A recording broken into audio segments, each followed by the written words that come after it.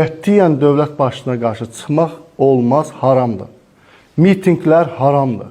Çünki mitinqlər əvvəlki vəziyyətdən daha pisini gətirir.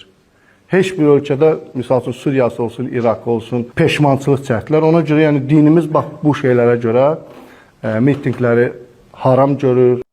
Boy, bu saqqallı gədə deyir ki, İlham Əliyevə qarşı çıxmaq haramdır. Mitinq eləmək haramdır.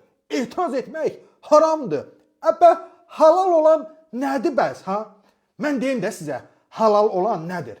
İlham Əliyev əgər bizim dalımıza xiyar soxursa, biz dözməliyik, susmalıyıq. Bax, bu halaldır. Bu dəmir burun İlham Əliyev əgər hər gün qazın, suyun, işığın, metronun, avtobusun qiymətini qaldırırsa, biz soxmalıyıq içimizə və dözməliyik. Bax, bu da halaldır. Belə çıxır da, İlham Əliyev bax belə saqqallı gədələri qabağa verib bizə tüpürcəkləyib yeridir.